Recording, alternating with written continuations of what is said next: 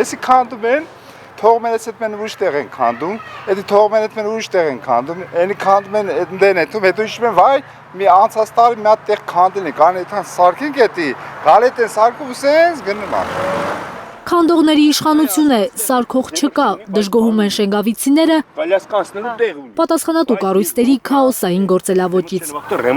Հայկ Հովսեփյան փողոցում 2 ամիս է գրեթե 4 մետրանոց փոս կա ճանապարհի մեջտեղում։ Մեքենաները զգուշությամբ փորձում են շրջանցել պատուհասը։ Անավարտ շինհրապարակ դարձած թաղամասը գարշահոտության մեջ կորել է, լինում է նաև այնպես, որ օրերով խմելու ջուր չեն ունենում մարդիկ։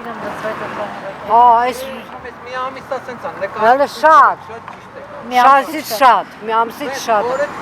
ու լինում է, որ հորերը լցվում է սրա պատճառով, ջրերը անջատում են չենք ունենում, սուտկեքով։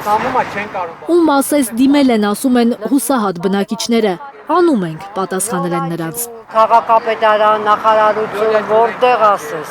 չեն գալիս։ Ու ինչ են պատասխանել Վիոլիա ջրից։ Անում ենք։ Փողոցներում խորը փոսերն ու բաց հորերը սպառնալիք են տարածքի բնակիչների, հատկապես երեխաների կյանքի ու առողջության համար։ Տեղաշարժվելը դարձել է ծայրահեղ ռիսկային, քանի որ փոսերի քանակն օրեցօր ավելանում է, իսկ դրանք նորոգելու հստակ ժամկետներ չկան։ Փողոցների փոսերը շատ է, պետք է սարքվի։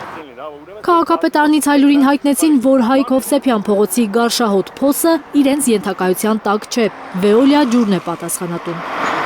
Զարուհի Սահակյան, Հենրիկ Համազասպյան և Գագիկ Տեր-Ղազարյան, Հայլուր։